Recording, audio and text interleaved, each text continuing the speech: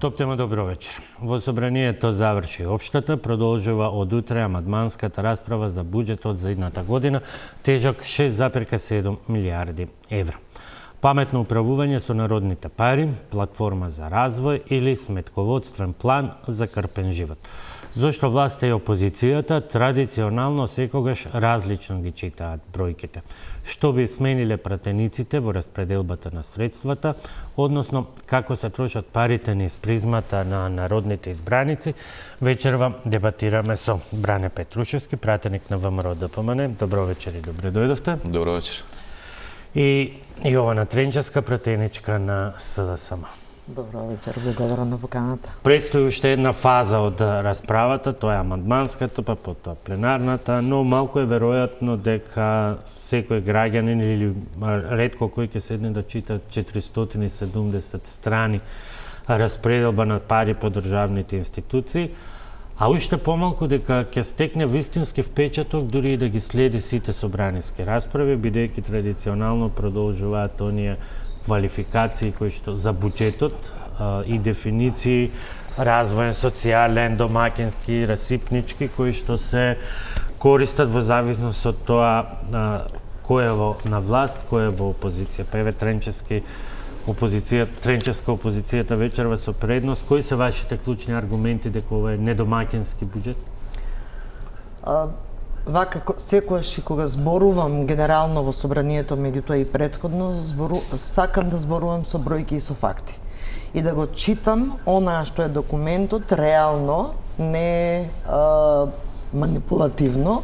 Така беше и со овој буџет. И зошто овој буџет е недомакински, односно е лош? Најнапред, прв пат во историјата на подготовка на буџетот се случува да буџетските корисници, институциите не учествуваат во подготовката на буџетот. Да нема комуникација, да нема преговарање со министерот за финансии, односно со Министерството за финансии. Тоа значи дека овој буџет всушност, кога не се прашани буџетските корисници што им е потребно, е буџет кој што не ги одразува реалните потреби на институциите, а со тоа и на граѓаните. Проекциите во самиот буџет се нереални, се премногу нереално оптимистички, дури и се манипулативни. Имаме дефицит кој што се проектира на 3,5, повторно надвор од законот за буџети, значи повторно не се почитува законот за буџети. Имаме нереален раст на БДП од 3,8, а сите меѓународни институции велат дека растот на БДП во 2026 година би се движел 2,4%, но најмногу 2,7%. Имаме нереална проекција на инфлацијата од 2,5%. Исто така меѓународните институции укажуваат дека во услови сега кога имаме овие неколку месеци 4,5%, нереално е да во 26-та имаме инфлација 2,5%, туку би се движела 3,3%, па дури и повеќе. И се тоа представува една лажна слика, илузија за фискалната стабилност на државата. Понатаму имаме намалување на капиталните инвестиции за прв пат. Од кога се креира буџет прва година, имаме намалување на капиталните инвестиции, што покажува тоа поискрен пристап, освен да ги условно пумпате и на крајот да сватите дека не може да се реализираат, па тие пари да ги трошите. Не зборувате за развоен буџет. Не зборувате за развоен буџет кога имате намалени капитални инвестиции, од друга страна имате реализација на капиталните инвестиции од 46% сега на 13 ноември. Денеска е согласно 14 веќе е скокнато на 50,43, што значи турбо се почнало да се плаќаат фактури. Дали можеме да веруваме на сето тоа? И каде е развојната компонента на овој буџет кога вие намалувате капитални инвестиции, кои што нема шанси да ги реализирате со од 80-90%. Нереална проекција на приходите се предвидени са 374 1,7 милиарди денари приходи, односно 8,7 повеќе од она што е планирано во 2025 година, а имате реализација на приходите од 79%, 40 дена пред крајот на годината, што значи дека имаме поголем раст на приходите од номиналниот раст на БДП, односно тоа значи в следната година или ќе имаме многу рано ребаланс, или пак имаме раст на поголеми даноци, односно стапки, се зголемат стапките за одначување. Имаме раст на јавниот долг од над 62%, ќе дојде и многу повеќе, затоа што во прикажувањето на јавниот долг не се земени сите оние доспеани трошоци, а кои што не се исплатени, и затоа се прикажува сега во моментот 56%. Нема пари во буџетот за најранливите, нема пари за сиромашните, најмногу се крати во ставката на Министерството за труд социјална политика. Имаме задолжување ново од 2 милиарди евра, и како да кажеме дека овој буџет е домаќински и е добар за граѓаните. Кога крати таму каде што не треба да крати, тоа е кај парите на граѓаните. Петрушевски, веројатно прашањето кон вас би требало да биде превртено, односно што исто така се вашите аргументи, но како доказ за тоа што вели министерката дека овој буџет е доказ и потврда за паметно управување со народните пари.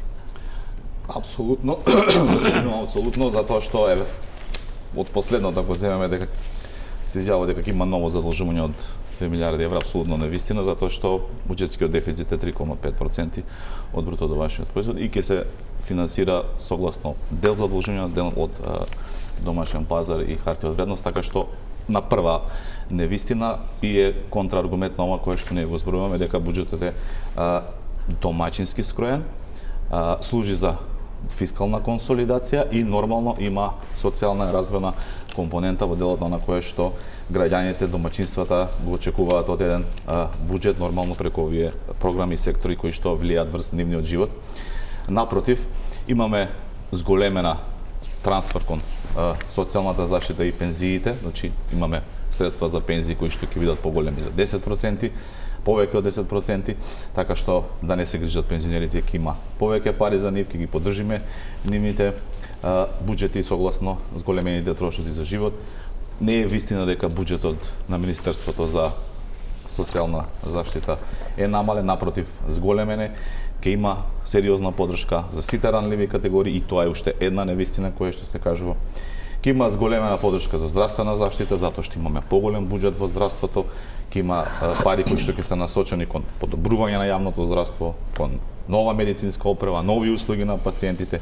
Ќе имаме средства кои што се во образованието исто така зголемени за 3,4% со акцент за средното образование, основното образование, високото образование, така што апсолутно невистина е се ова кое што се зборуваше. Она кое што е битно да се каже дека согласно овој буџет очекуваме раст на просечната нето плата на граѓаните од 6,5% и зголемување на бројот на вработени за 1,6%, што значи пад на невработеността на некаде околу 10%, затоа што и во буџетот има зголемување на плати од 7,5%, што ќе значи повисоки плати во образование, во здравство, во полиција и така натаму.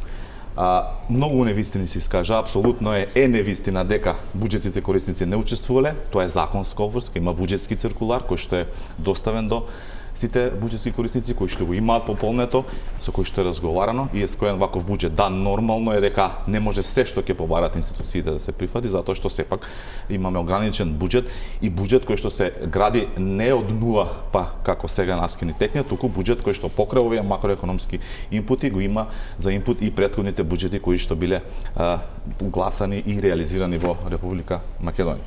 Проекциите не се манипулативни, напротив, се реални, затоа што ќе споделам еден документ кој што денеска излезе, а тоа е проценката за есен 25 на Европската комисија. Тоа е овој документ кој што има проценки за Република Македонија, во кој што се вели дека Во првата половина од 2025 година годишниот раст на македонскиот бруто домашен производ се зголеми во просек за 3,2% и се предвидува тој да продолжи да забрзува и во следните 2 години потигнат од инвестициите. Значи невистина е дека меѓународни институции велеле дека не е така и дека е манипулативен. За дефицитот постепено ќе се намалува, но ќе остане над 3%, ова кое што го вели Европската комисија. Растот на потрошувачката на домаќинствата се зголеми по слабите перформанси во 2024 година, подржан од зголемувањето на реалните расположливи приходи потикнати од силниот раст на пензиите и платите, експанзија на кредитите за домаќинствата и намалување на инфлација. Ова не го вели Бране Петрушевски, ова не го вели ВМРО ДПМН, ова го вели Европската комисија. Дојдеме понатаму. Реализацијата на капиталните инвестиции, да, таа е 50,43%.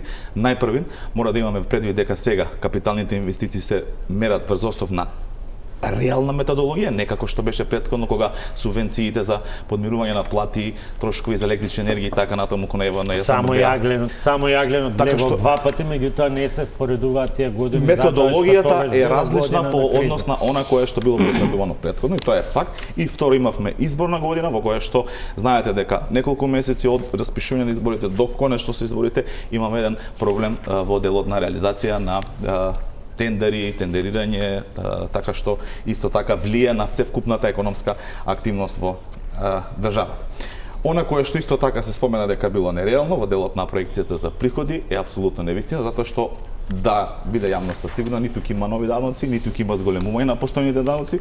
Она кое што го правиме е само справување со сивата економија и еден проект кој што е сериозен, кој што ќе стартува со имплементација следната година, тоа е проектот на е-фактура, каде што очекуваме уште поголем удар на сивата економија. Ајде сега тука да застанеме и да почнеме малку со дебата конкретно и со овие прашања. Без оглед на таа постојана дебата, колку е развоен, колку е социјален, тој мора да е социјален заради уставните обврски и така натаму, но едно со друго не се исклучува. Може да е и социјален, може да е и развоен, најбитно е да е одржлив. Колку сметате дека е одржлив, бидејќи надвор од сите овие бројки, ако се поедностави, вклучително и ова читање на прогнози на Европската комисија, впечатливо е кога нешто одговара се чита, кога не одговара тоа е извештајчено, тоа е тоа, таква е политиката. И кога сето тоа ќе се земе и кога ќе се раздвојат сите овие големи бројки, останува еден факт. А тоа е дека со приходната страна едва и се успева да се сервисираат основните функции на држава.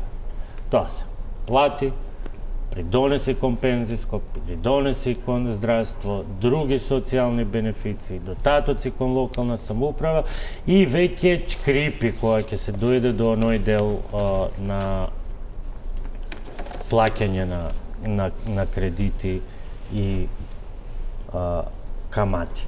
Не е ли вистинското прашање колку е одржлив, а очигледно е дека и заради сите овие прогнози различни кои што ги спомнавте и интерпретации, не е баш многу одржлив. Апсолутно. Мислам дека апсолутно се сложувам дека структурата на буџетот е таква каква што ја кажавте и таа не е нешто ново. Таква структура на буџет ние имаме, да речем се навраќаме назад 10-20 на години во минатото. Напоменав дека буџетот не се прави од нула, буџетот како план, како сериозен документ во својата основа мора да ги има предвидено и претходните одврски кои што ги имаме како држава. Не може сега ние да кажеме дека ова Министерство за финансии или оваа влада го направила буџетот во структура таков како што е. Тоа сме наследили и ние сме должни како држава тоа да го работиме. Меѓутоа, она кое што ние го правиме, и не се сложувам со вас дека читаме она што сакаме или што не сакаме, апсолутно читаме све, меѓутоа кога ќе се каже нешто кое што не вистина, должни сме да го аргументираме тоа. Во истиот тој извештај кој што денеска излезе, вели дека владата треба да преземе конкретни мерки за консолидација за да ја оствари целта од 3% на буџет. Тоа ни го бара Европската комисија од нас и дека предвидува во наредните 2 години ќе биде потребно годишно финансирање на ниво од 10 до 12% од БДП поради доспевање на големата отплата од 700 милиони евра за еврообврзница земена во 2020 година што доспева во јуни 2026. Што сакам да кажам? Добро ќе беше ние да имаме можност да правиме буџет од нула и да немаме потреба да враќаме долгови кои што можност. Затоа таа евроврзница во 2020 била земена за да се плати милиардата за стиропорот на Никола Груевски. Па не знам дали било тоа толку обем, меѓутоа може да дебатираме и за тоа, меѓутоа таа евроврзница била земена со камата која што е рекордна и незапамтена во историјата на Република Македонија. Ако ги споредиме сега во време на криза, 20 милиона тогаш и 20 милиона сега не. Кога не сме биле ние во криза, извини се. Не зборуваме за ние. Ние сме дали сега ние не сме излегле од криза, тоа беше криза на ковид криза, енергетска криза едно по друго, кога едноставно парите беа скапи. Мислам дека а сега парите се ефтини. Добра е вака да дефинираме. Условите се многу поевтини. 20 милиона тогаш и 20 милиона сега не се никако. Апсолутно нема дебата, меѓутоа дали сега доколку владата земеше евроврзница, ќе беше поповолна во однос на задолжувањето кое што го направи преку унгарската влада со влада, каде што имавме екстремно поволни ефтини пари. Поентата ми е дека не треба да се расфрламе само со бројки, туку треба да згрижливо, со економска логика, водиме политики, фискални политики. Не смее да се задолжува државата доколку нема економска оправданост за тоа. Порано се задолжувавме за да преживееме. Се задолжуваа порано владите за да помине месец, за да се исплати плат, за да се исплати. Сега се задолжуваме стратешки, се задолжуваме со план, се задолжуваме за инфраструктура, како што е пример и унгарскиот, како што е пример и со Обединетото кралство. Значи има огромна разлика измеѓу она кое што било и она кое што е сега. Ќе оставам вие да дебатирате, бидејќи унгарското задолжување барем за оној делот за општините не постои. Тоа е само пиар. Многу е. Може да дебатираме, нема проблем. Затоа и реков дека сакам да дискутираме со бројки, не вака како колегата паушално и манипулативно и напамет. Тоа е убаво да си го зборувате пред вашите општински комитети и можеби они ќе ви веруваат. Меѓутоа отворете на 18-та страна за задолжувањето. На 18-та страна од овашиот парламентарниот институт, анализата и ќе видите колку е задолжувањето. Не зборувам на памет, задолжувањето ви е 2 милиарди евра, колега. Ваше задолжување. Ваше задолжување. Ве молам, јас ве слушав. 700 милиони евра за евроврзница. Па не сте ме разбрале, за да не ја насочиме погрешно дискусијата. Не ми упаѓате во збор. Јас ве слушав. Само да не ја грешиме. 2 милиарди евра задолжување. 2 милиарди евра задолжување и вели дека јас сум манипулирала. Не, јас ги читам бројките и го кажувам тоа што го зборам. Вашиот унгарски кредит од 1 милиарда евра е за да може да ги исплатите пензиите заради дефицитот, колега. Не зимате кредити за капитални инвестиции, зимате кредити за да потполните дупката, односно дефицитот во пензијско инвалидско осигурување. И знаете, кога зборуваме за пензиите, редовна исплата на пензии, па во време на ковид криза имавме предвремени исплати на пензии, а нередовните исплати на пензии се во времето на ВМРО до 2016 година. Кога на 3 пати ги цепкавте исплатите на пензиите, па скокавте месеци, па плаќавте, не знам, на најмалите најпрво, после да соберете од даноци на другите. Така да смешно е и дегутантно да зборуваме за редовни исплати на пензиите. Неточно е и дека средствата за пензиите се доволни. Вие знаете ли дека во буџетот на Министерството за труд и социјална политика во моментот имаме 100% реализација на ставката од 50 милиарди денари за исплата на пензиите. Вие немате пари во буџетот на МТСП за исплата на пензиите во декември 2025 година. Во ноември, при исплатата на пензиите, Министерството за финансии морало да интервенира директно во буџетот на фондот за ПИОМ за да се исплатат пензиите. И овие пари што ви се тука предвидени вам, од 62 милиарди трансферот од централниот буџет до фондот за ПИОМ не ви стасуваат за исплата на пензиите во 2026 година. И ова е намерно така направено, помалку расходи за да не ви се зголеми дефицитот. Дефицитот и во пензијскиот фонд, дефицитот во буџетот е многу поголем од ова што се прикажува во самиот предлог буџет и она што го зборувате за фондот за пензиско. Така да, буџетот на Министерството за труд и социјална политика не бил било лага дека бил намален. Колега, можете да кажете дека е зголемен буџетот само ако сте популиста, затоа што зголемувањето е во трансферот кон социјалните фондови, односно тој дефицит што го направивте вие во системот на пензијско и инвалидско осигурување, над 50% имате дефицит. Тоа е неодржливост, колега, на пензијскиот систем. Во се друго, онаа што значи социјални права, онаа што значи детски права, онаа што значи капитални инвестиции во детска и во социјална заштита, вас буџетот ви е многу намален. Имате кратење дури од 2 милиарди денари на правата од социјална и детска заштита. Имате кратење на капиталните инвестиции во детска заштита од 52%.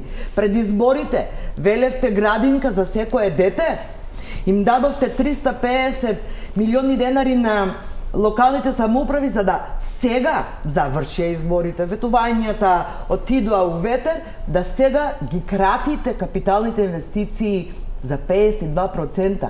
Наместо да зголемите таму каде што сте дале, за да може да имаме градежна офанзива, едно по едно да не ги едно по една сите категории. Зборувате премногу популистички, зборувате како да се наоѓате пред вашиот општински комитет. Кажете им ја вистината на граѓаните дека Република Македонија е социјална држава по устав.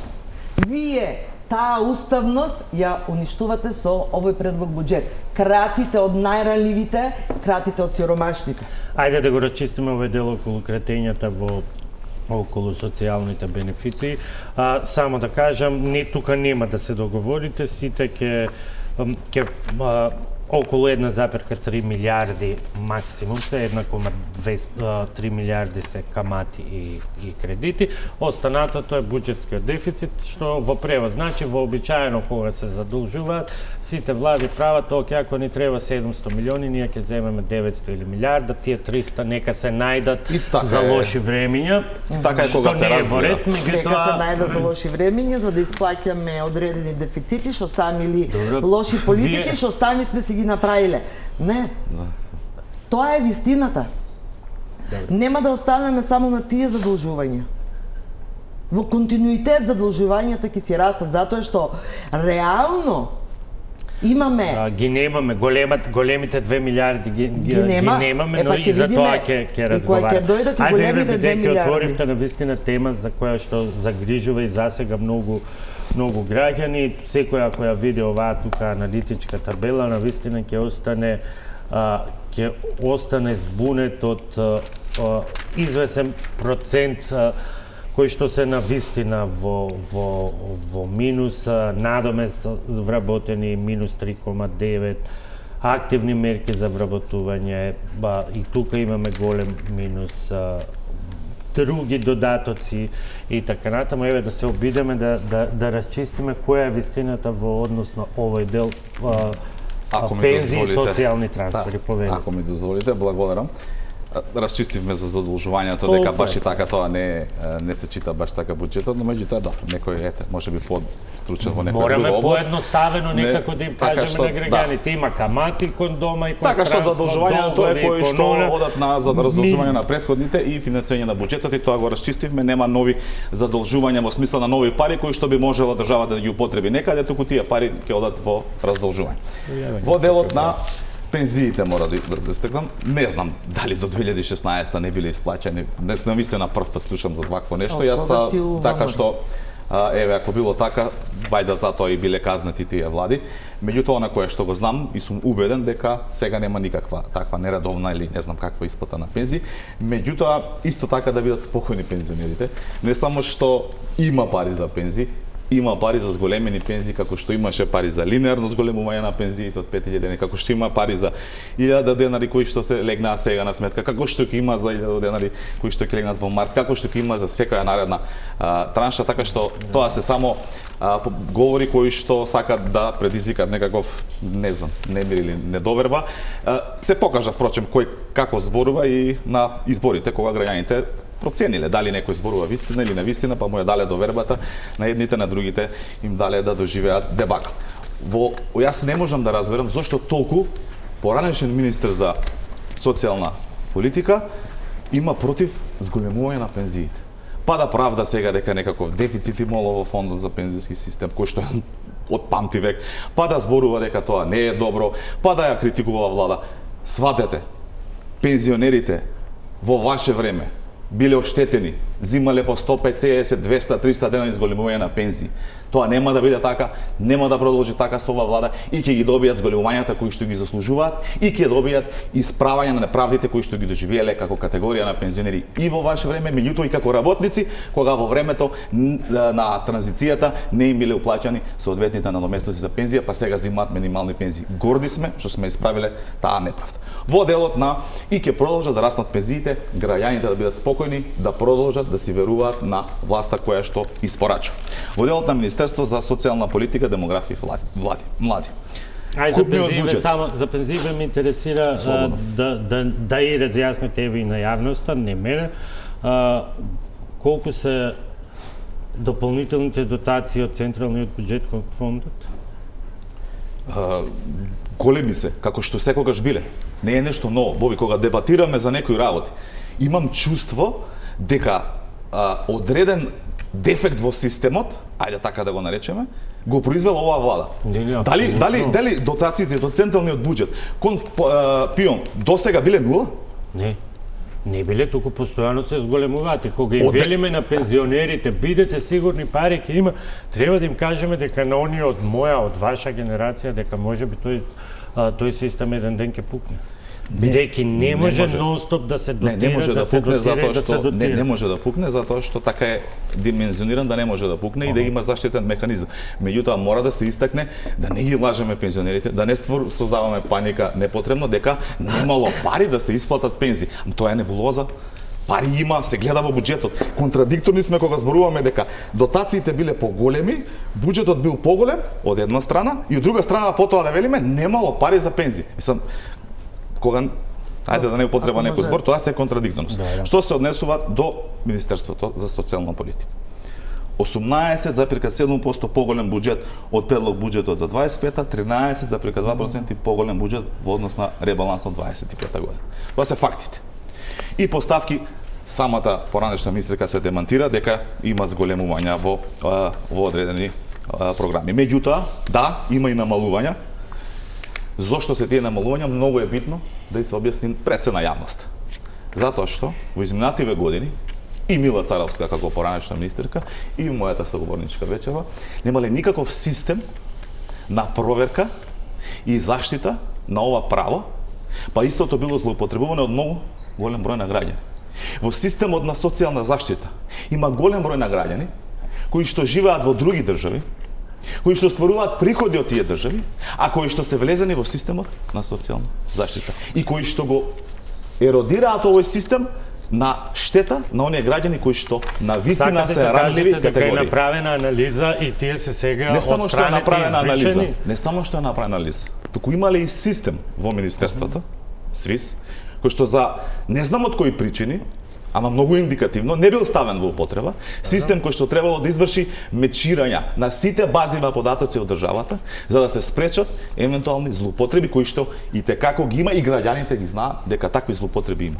Сега нема да има пред избори да се оди по социјално-ралними категории, со спискови, да им се ветува се и шесто, да се лажат и да се манипулираат, да се спојуваат две права во едно, и да им се кажува дека им било зголемен додаток, туку ќе биде системски. И второ, уште еден само аргумент морам тука да истакнам, ќе ми дозволиш, тоа е мерките за вработување, кој што е принцип на оние луѓе кои што се во социјално ранлива категорија, а се работоспособни, да бидат ставени на пазарот на труд, а не да бидат третирани како робови на системот на социјална заштита и да бидат залажувани со минимални финансиски дотации. Туку напротив, да се заработуваат многу повеќе за да имаат многу подостоинствен живот.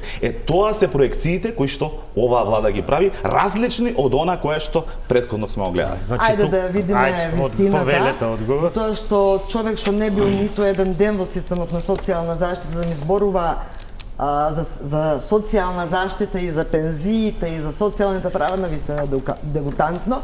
И сега изнесовте во овие ваши 10 минути еден куп лаги и манипулации, невистини, ама јас нема да бидам како вас манипулативна, току ќе се користам со онаа што значи буџет, бројки. Прво, не да расчистиме. Зошто сум била против зголемување на пензиите? Па дај не лажете. Па и ние, и јас како пратеничка и пратеничката група од СДСМ и коалицијата ги поддржа законите за зголемување на измените на законот за зголемување на пензија. И ова не може да ви помине, колега, во јавност дека сум против зголемување на пензиите. Напротив, нека се зголемуваат пензиите, но од друга страна да се чува стабилен пензијскиот систем. Меѓутоа, вие го уништивте пензијскиот систем кој што за 3 години не знам дали ќе може да исплаќа пензии. За онаа што велите дека пензионерите биле оштетени, да бидат сигурни ќе имало исплата на пензиите. Јас ви зборувам за онаа што е вистина во овој момент, за буџетот на Министерството за социјална политика. Во буџетот, колега, повторно ќе ви повторам. И за граѓаните ќе повторам. 100% има реализација во ноември од онаа што беше ставка за онаа што значи трансфер кон фондот за пензијско и инвалидско осигурување за исплата на пензиите. 100%, колега, на 1 декември треба да се исплаќаат и новите пензии. Или ќе има одлука на влада, со прераспределба не може, пошто се огромни средства, или ќе дојде во собрание нов ребаланс, втор поред за оваа година, за да може да се обезбеди пензија, исплата на пензијата во декември. Не велам дека нема да има пензија.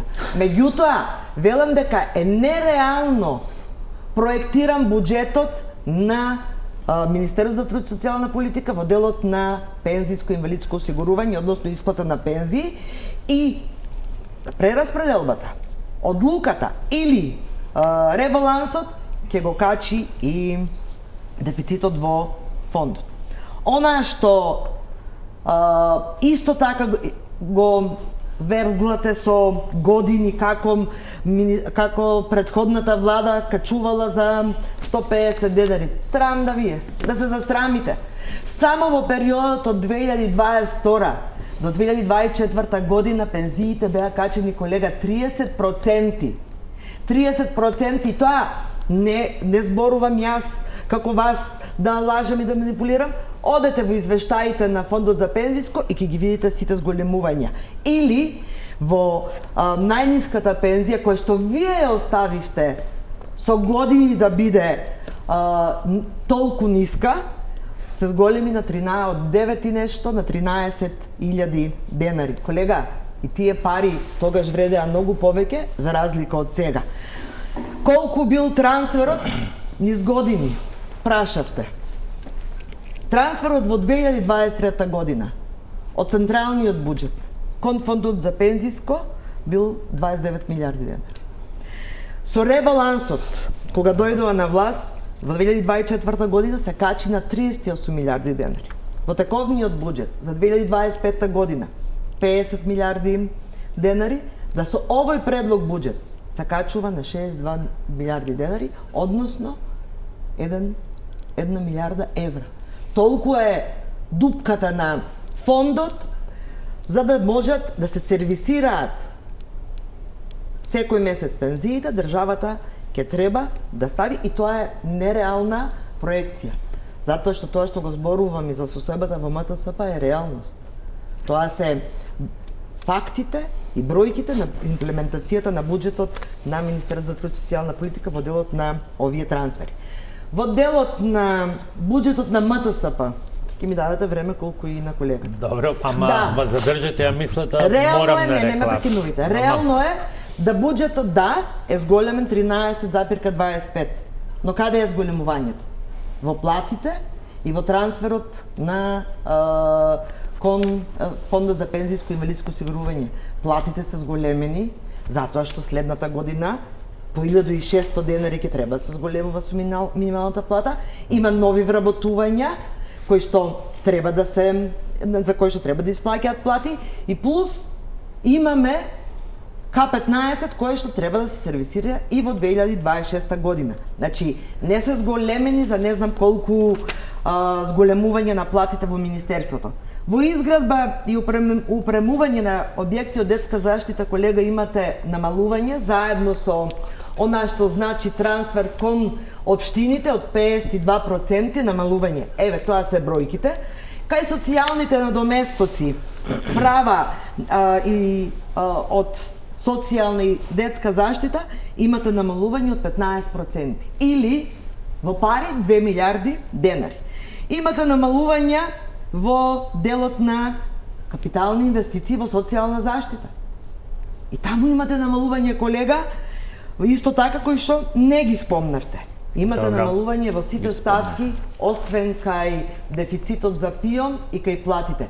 Еве, ова е буџетот. Отворете на страна 108 и ќе ги читате истите бројки како што и јас ги читам. И ќе бидете фер да ја кажувате вистината пред граѓаните, а не да лажете. Прва пауза за реклами, а потоа и одговор од господин Петрушевски.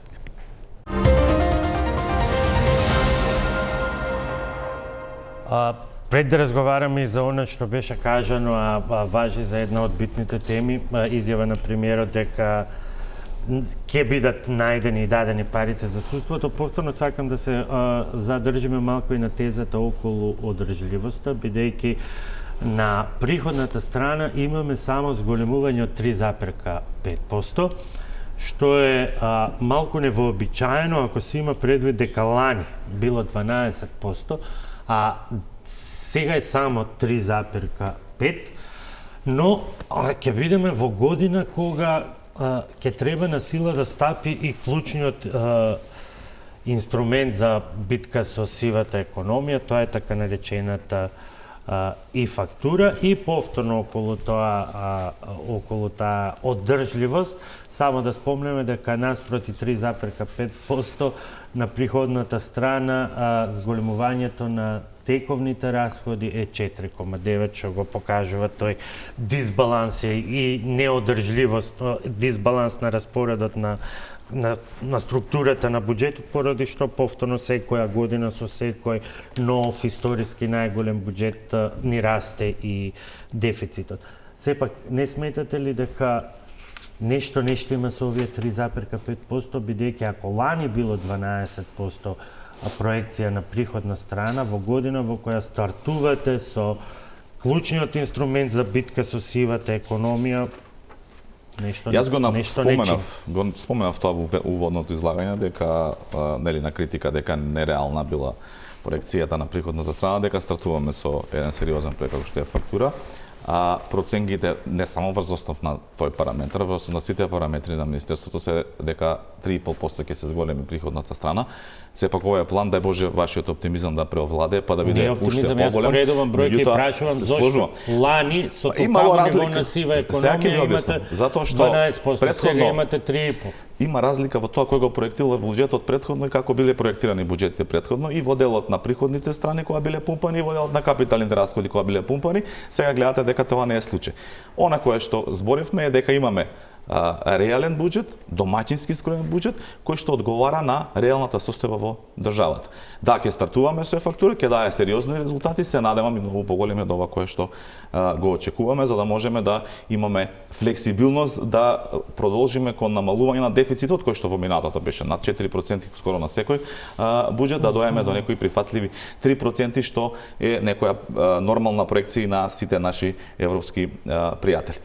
Во делот на она кое што беше зборувано овде, јас нели и самата вокабулар и начин на зборување и нервоза кажува многу за соговорникот и начинот на кој што тоа го кажа. Меѓутоа, со едноставно скролање на телефонот може да се види дека, например, ние сме единствена држава во светот во која што пензионерите штрajкуваа пред Министерството за труд и социјална политика тогаш, на актуелната министерка.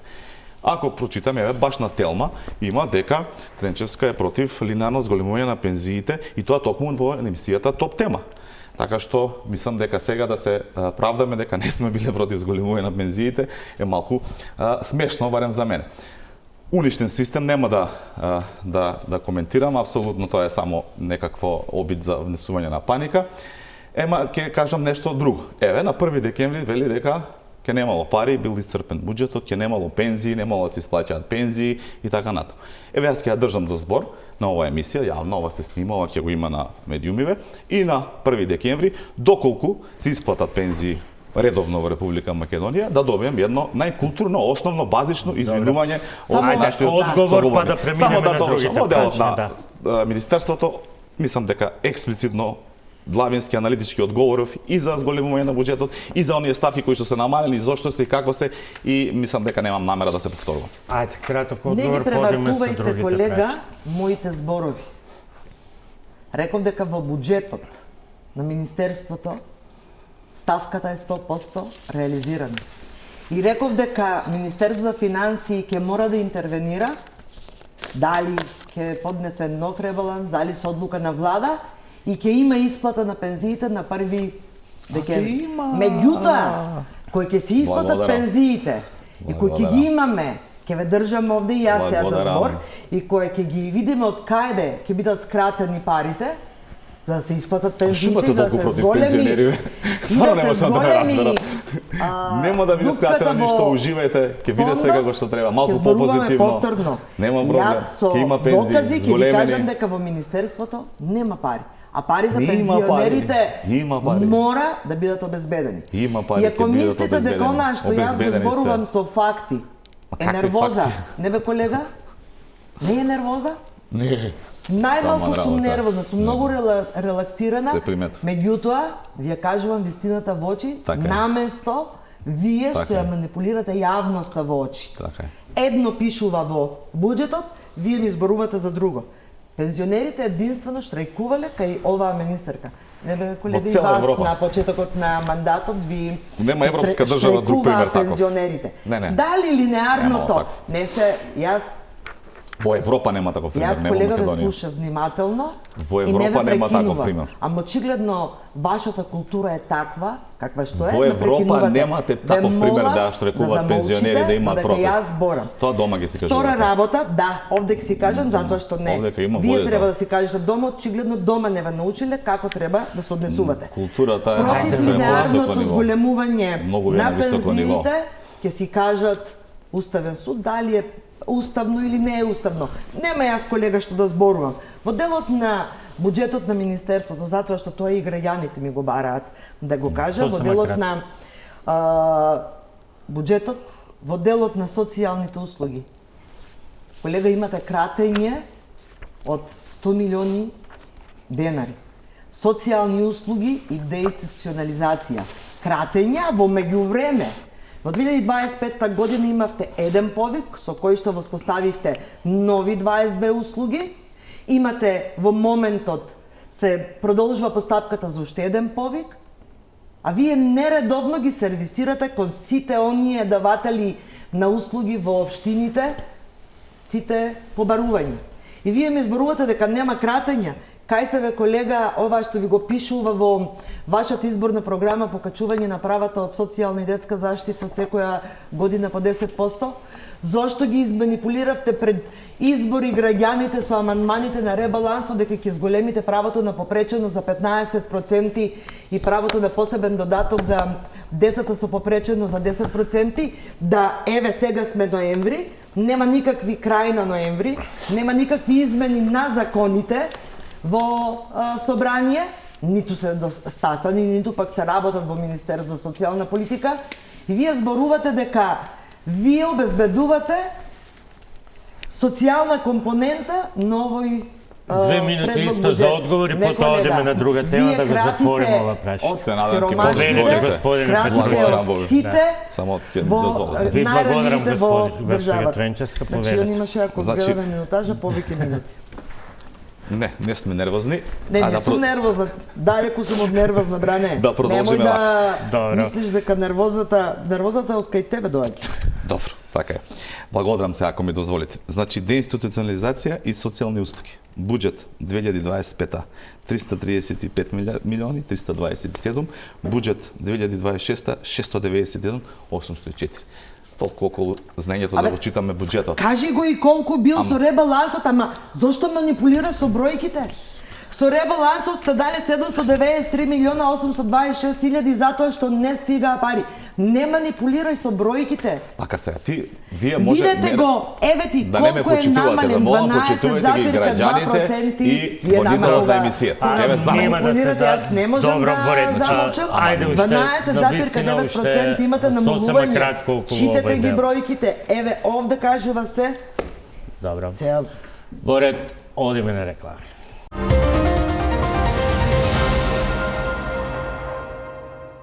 Има многу ставки од буџетот кои што навистина треба да се разговараат, вклучително и она повторно мене не ми е јасно во година на најголем проект, може би го завршиле па заради тоа. УЈП има намален буџет, и натаму не можеме да видиме кај новите надлежности на Министерството за надворешни работи и трговија, ни Т од трговија, не можеме да видиме ни Т од туризам кај Министерството за култура и туризам, се намалуваат средствата на платежната агенција и така натаму. Преку програма А, инфраструктурни проекти во општината, вели за овие средства општините аплицираа со проекти 2024 и 2025 и сега само ќе се сервисираат. Оно што ме интересира, господин Петрушевски, бидејќи во остатокот од емисијата е прашање кое што долго време ја обременува македонската јавност, тоа се судските реформи, ветувањата и обврските кои што ги предведе државата, а со изгласувањето на реформската агенда во Собранието и Собранието, дека оваа влада од после 2010 година, откако ВМРО-ска влада исто така тоа го запишала во законот за буџетот, оваа влада се обврзала, но сега не сака да го спроведе, ама премиерот вели еве ќе го спроведеме. Од буџетот 2026 година судскиот буџет да се биде толку колку што е тоа напишано во законот. Од каде пари? И сега Во буџетот нема, министерката вели нешто ќе истражува, ќе анализира, иако нема што да истражува, бидејќи се е истражено во планот за раст, во реформската агенда, истата влада си запишала дека парите се најмалку во регионот, тоа го преземале како податок од единствената релевантна дата база на Советот на Европа. Сега на никој ништо не му јасно што ќе истражува министерката, а во меѓувреме премиерот вели дека до крајот на годината се ќе им дадеме па да ги видиме како ќе работи. Затоа што, тоа е барањето кое што доаѓа и од судските или правосудните органи. Во суштина, во тие закони, главната, ајде да кажам, причина зашто инсистираат и судските и правосудните органи да се донесат се само можноста за поголеми плати. На нив лично. Апсолутно тврдам дека е точно и ќе се увиди. Еве ќе се увиди. Кажа премиерот дека судскиот буџет ќе биде утврден согласно процент. Средства ќе се најдат. И сега во буџетот платите не ги од дома до нас да им ги исплаќа некој, им ги исплаќа буџетот на државата. Дали сте разговарале, дали тоа ќе го направите уште сега со амандман или ќе даде владата амандман пред да го врати назад буџетот на гласање, или тоа е дел од анализата која што ќе направи Министерството за финансии, ќе видиме дали ќе се реагира промптно сега или ќе се реагира најкој следен ребаланс. Меѓутоа суштината е дека пари има и сега за да отпочне фискална година и за да се донесе едно такво законско решение. Меѓутоа тоа законско решение ќе значи не само можноста судиите да си ги зголемуваат платите. Тоа ќе значи дека една комплетна фискална независност на судството, што подразбира тоа? И нови судници ќе си градат, и нови згради ќе си градат сами, и ќе се обезбедуваат за суди, јавни обвинители пари, и ќе се обезбедуваат пари за кири, за трошоци за преведу и за не знам што све. Значи комплетна фискална независност. Не откриваме топла вода, тоа го пишува во законот, донесен 2010-та, требало да се спроведе до 2015-та. Не, треба да има законски измени за тоа. Никој до сега не го треба да има законски измени, тоа ќе разговараме откако ќе ги видите законските измени кои ќе бидат доставени во собранието од делот на овој дел на реформска агенда, па ќе разговараме дали постојниот закон има такви можности или нема. И зошто се прават впрочем тие законски измени, и зошто се дел законските измени од самиот план за раст на Европската унија. Меѓутоа, со тоа ќе располага судскиот совет. И вамо судскиот буџетски совет. Судскиот буџетски совет.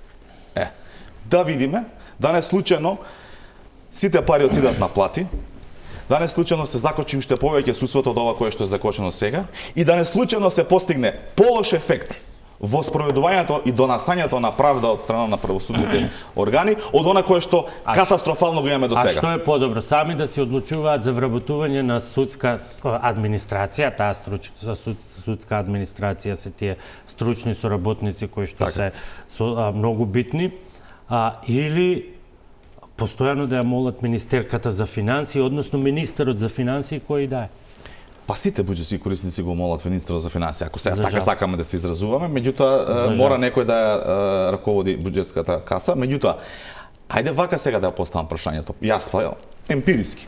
Дали па покажувајќи се тие како избираат судии и како во Македонија со години ниту еден судија не е избркан од работа или пошто помалку казнен, освен некакви си финансиски 5%, за такви небулози кои што се правени во судскиот систем во Република Македонија, за кои што сите ќе се сложиме, не можам да очекувам дека ќе погодат баш и во делот на вработување на стручните служби.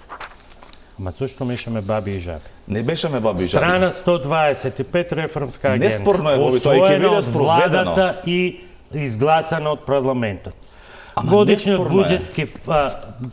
судски буџет останува под минимално пропишаниот со закон. Според податоците на ЕКЕП, односно Европската комисија за ефикасна правда, тоа е таа единствена релевантна дата база. Точно.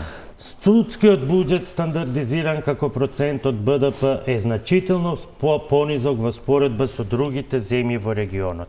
Обврската да се бара одобрение од Министерството за финансии за прераспределба на буџетот и вработување не ја поддржува независноста и автономијата на судството. Ова го напишале од ЕКЕП или ЦПИ во оригинал, ова го препишале од владата и го ставиле во реформската агенда и сега велат не ќеме. Само не од оваа влада друга, меѓутоа неспорно. Неспорно, преземени кога ние дискутиравме со премиерот дека реформската агенда во голем дел е подготвена од претходната влада, премиерот рече не е точно, ни дадоа бела хартија, ова е најубавиот документ јас што сум го подготвил и оваа влада. Ако е така, бујно спроведете. Во реформската агенда е преземена обврска и нема изговори од никого. И тоа се го прочитавте апсолутно вистина. Нема дебата за тоа никој. Па што е проблемот? Проблемот е што луѓето кои што го доведоа, кои што го менаџираат, тоа е друга приказна. Сега ќе ми дозволиш. Луѓето кои што го доведоа с правосудниот систем на ова дереч, да ни се случуваат секојдневни скандали во судството, и вие сте имале милион прилози за милион небулозни одлуки на судовите, сега истите тие луѓе кои што не мрдале со мал прст да сменат еден судија да сменат. Треба да очекуваме дека ќе направат бум во правосудниот систем и ќе донесат правда? Или само ќе се ги зголемат платите и целокупниот буџет кој што ќе биде зголем од онаа кој што досега го имат, ќе отиде само на плати кај судиите и ништо друго? Па не може. Како не можат кога збориме за комплетна финансиска независност да им дадеме буџет, па се да си прават сами? Не можат затоа што мора да ги извршуваат другите судски функции. Затоа со законот за буџета, за судски буџет и сегашен, без да го менувате, јасно пишува зошто им се парите. Затоа што во судскиот буџет седи и министерот за правда, како член на судскиот буџет, а представникот на Министерство за финансии нема право на глас. Министерот за правда има право на глас. Така да контролата и сега ќе ја има. Не, контролата ќе ја има и на некаков друг начин, кој што ќе биде во договор нормално со Европската комисија, затоа што немаме доверба во овој судски менаџмент и ќе има. И како не само што ќе има одговорност, него ќе има и многу ригорозна одговорност и некој може да се најде и од нив на тие клупи кај што работи. Меѓутоа тоа е се така. Јас ќе ве повикам да слушнете кога носиме буџет или ребаланс и да го земете, стеве може стенограми да земете и одговорите на представник на буџетски совет, представник на јавни обвинители и така натаму. Најголем дел одговорите од времето дозволено за говор, знаете зашто трошат? Зашто? За плати. За плати. За поголеми плати, за да ги и сега ние треба да ги наградиме овие кои што го уништија суд, има таму честни случаи, меѓутоа зборувам за менеджментот. Овие кои што го уништија правдата во Република Македонија, овие кои што со мал прст не мрдна, каде што секој еден криминалец не избега од државата, нема судска заштита за никаква. Ние сега нив треба да ги наградиме. Фокусот од комплетна финансиска независност го сведувате само на плати, иако тука се и јавна обвинителската служба и судската служба. Не јас. Ако може, они го направија тоа. Не јас. Еве прочитете го писмото кое што му се обратија јавно на премиерот. Добро. Политика вода. Она што сакам на самиот почеток да го изразаме таа навреда и деградирање што од оваа власт постои кон сите суди и јавни обвинители. Навистина е загрижувачки, затоа што најголем дел од судиите и јавните обвинители си ја вршат работата. Си ја вршат перфектно и по закон работата. Мал дел може би е корумпиран и ти заради тој мал процент да ги деградираш и да ги понижува сите суди и јавни обвинители. Сега треба да бидам дрзок и да ви кажам дека може би оваа реформа е кукавичко јајце што владата во заминување на СДСМ го внесе во реформската агенда. Меѓутоа никој не му е крив на Мицковски што рече дека ова е најдобар документ. Ако го погледнете буџетот и на во разделот на судската власт и во разделот на јавното обвинителство, ќе видите дека има намалување. И она што го зборуваше јавниот обвинител кога започна расправата за предлог буџетот за 2026 година, не рече пари за зголемување на платите. Туку бараше пари за вработување и за капитални расходи кои што ги нема. Ако го видите буџетот и на судската власт и на јавното обвинителство, ќе видите дека најголем дел, под 54% им е скратен во капиталните расходи и во купување на опрема и машини. Значи, не е кратењето во платите мора да се исплаќаат согласно закон. Ма прочитав ја кај управа за извршување на санкции, процентот е за плати, а не за реновирање на суди. Нема реновирање, нема капитални инвестиции. И она што не можам да го прифатаме дека барем после секоја седница на судскиот совет има извештаи од седниците каде што зборуваат и за разрешени суди, зборуваат и за казнете суди. Не дека никој со години наназад судија не е разрешен или не е казнет. Да, апсолутно треба многу повеќе да се работи на таа судска реформа.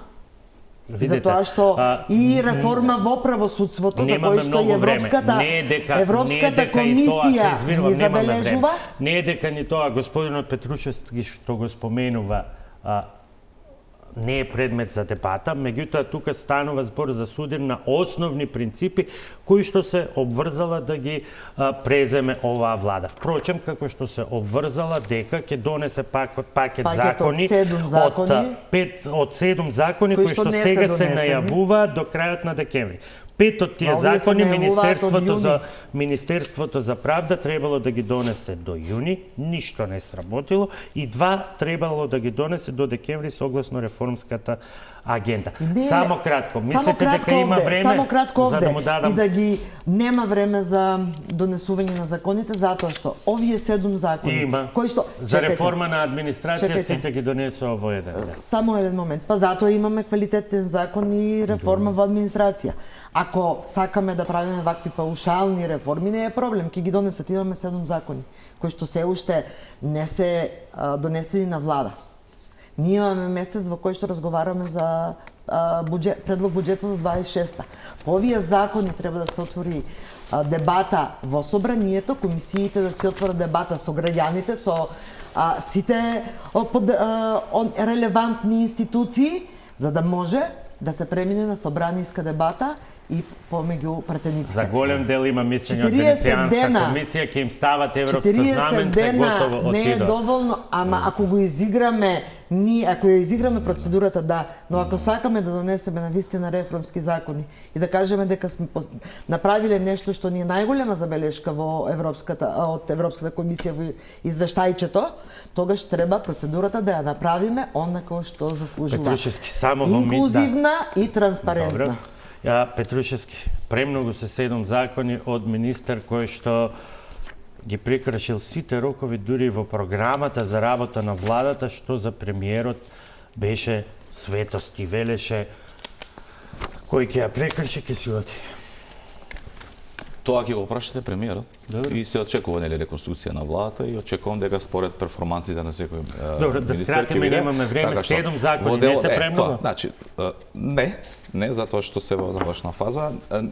И во делот на процесот на донесување ќе биде апсолутно транспарентен, за разлика од претходната влада ние не злоупотребуваме европско знаменце за носење на закони за лотарија со кое што ќе го скратена поставка ви се сите закони до сега. Аман дозволете. Добро, немаме време, само да се докаже господин. Нема да злоупотребуваме европско знаменце во делот на она кое што го правиа да го амнестираат Тартан Груби, она кое што беа препознатливи во сите извештаи на Европската комисија, така што законите ќе се бидат донесени во законска процедура, она кое што го рече премиерот ќе биде спроведено така што и повторно ќе кажам без грижи, без паника, се ќе биде како што треба. Си има ова држава институции, ќе има на анализи, ќе се обезбедат средства, ќе се донесат законите во најтранспарентна поставка и ќе се исполни се она кое што е преземено како обврска. Доколку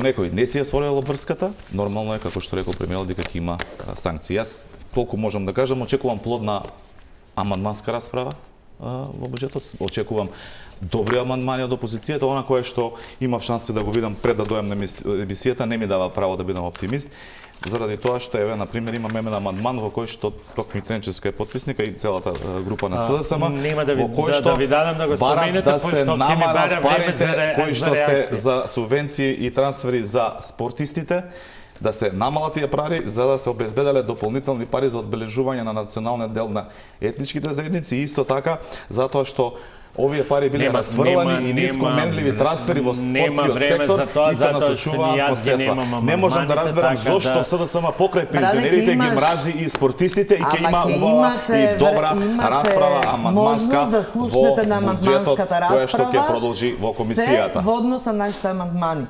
Ви благодарам, почитувани вам, ви благодарам за вниманието, останете на програмата на Телма.